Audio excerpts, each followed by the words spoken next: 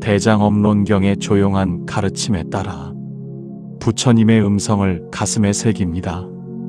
나의 제자들아, 거친 바다에 높게 일어나는 파도를 보고 바다 그 자체를 미워하지 말아라.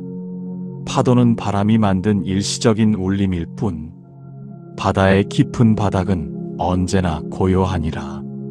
너희의 마음도 이와 같아서 살면서 몰아치는 온갖 시련의 파도 아래 단 한 번도 흔들린 적 없는 깊은 평화의 바다가 있음을 잊지 말아라. 바다를 항해하는 한 늙은 선장의 우화가 있습니다. 초보 선원들은 거친 파도가 밀려올 때마다 비명을 지르며 배가 뒤집힐까 두려워 떨었지만 수십 년 동안 바다를 누빈 늙은 선장은 조용히 타륜을 잡고 파도의 결을 살폈습니다. 선장은 말했습니다. 파도와 싸우려 드는 자는 바다에 삼켜지지만 파도의 흐름을 아는 자는 그 파도를 타고 앞으로 나아간다. 우리가 살아가는 일상도 이 선장의 배와 같습니다. 갑자기 닥쳐오는 경제적인 어려움이나 계획했던 일이 한순간에 수포로 돌아갈 때 우리는 세상을 원망하며 거센 파도에 몸을 던집니다.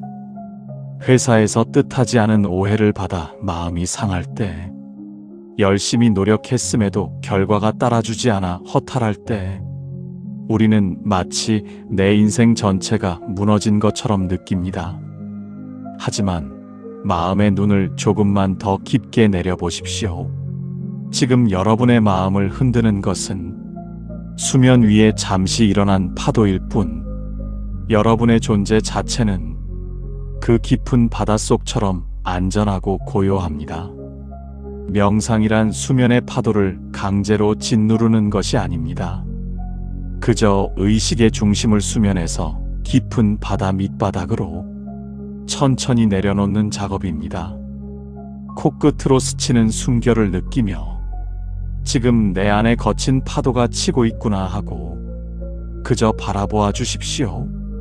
파도는 오고 가지만 바다는 영원히 그 자리에 머무는 법입니다. 대방등대집경에 이르기를 부처님께서는 제자들에게 마음의 이치를 이렇게 일러주셨습니다. 사랑하는 제자들아, 저기 숲속의 나무꾼이 가지가 무성한 나무를 자르려 할 때 나뭇잎 하나하나를 따내는 것으로는 결코 나무를 넘어뜨릴 수 없느니라. 오직 깊이 박힌 뿌리를 자르는 것만이 나무를 쓰러뜨리는 유일한 길이니라. 너희가 삶에서 느끼는 온갖 분노와 슬픔, 그리고 끝없는 번뇌의 나뭇잎들을 하나씩 떼어내려 애쓰지 말아라. 오직 내 안에 무지와 집착이라는 뿌리를 지혜의 도끼로 잘라낼 때 모든 괴로움은 스스로 시들어 떨어질 것이다. 어느 마을에 정원을 가꾸는 한 사람이 있었습니다.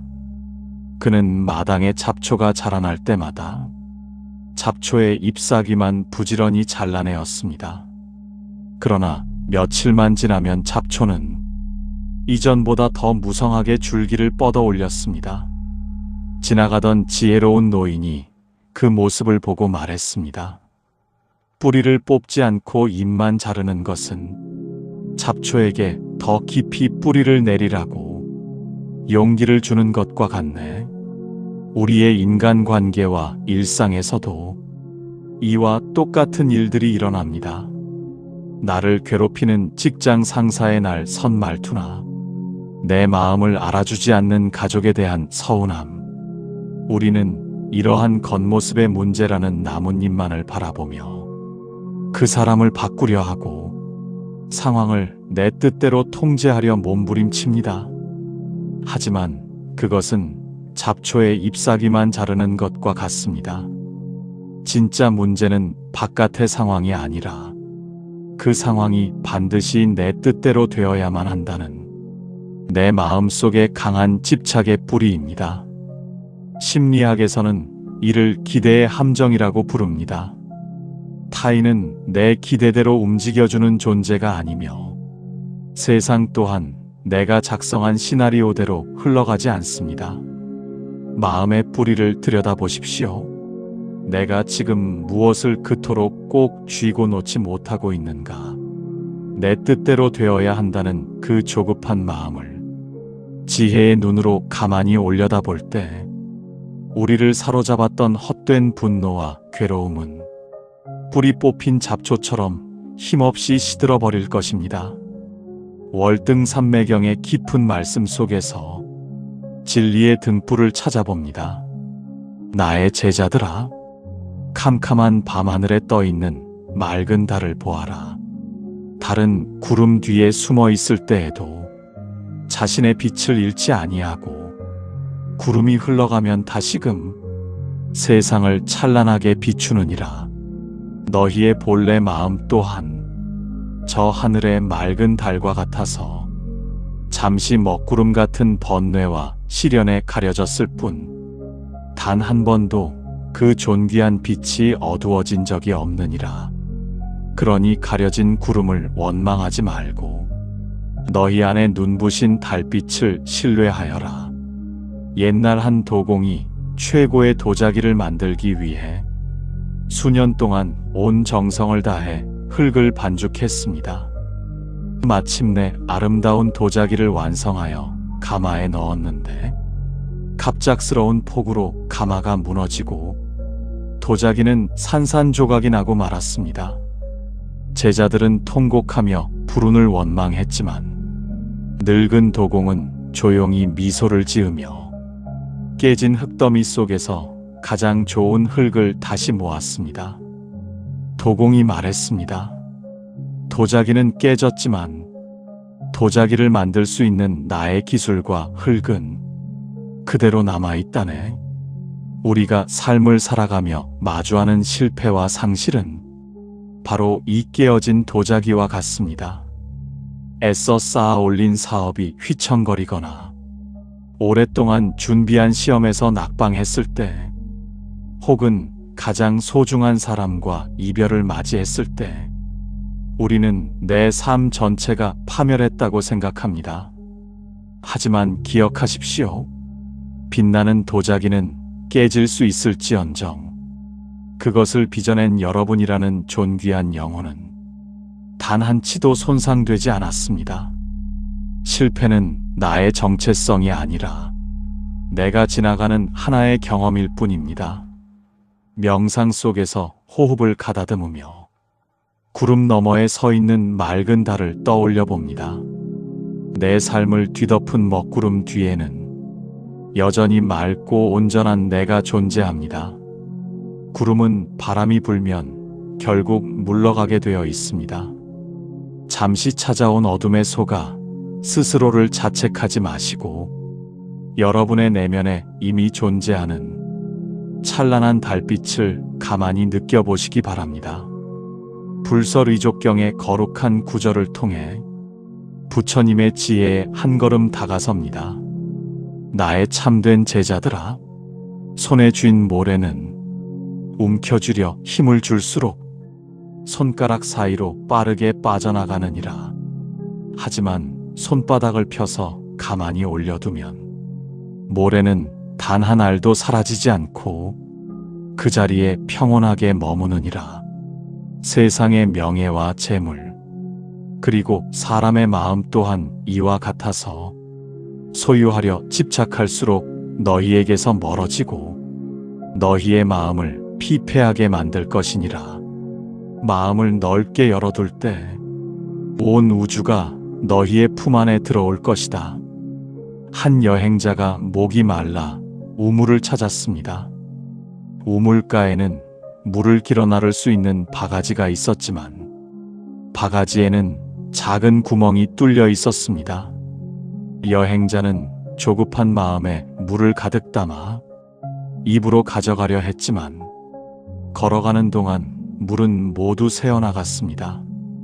지쳐 쓰러진 여행자에게 지나가던 스님이 말했습니다.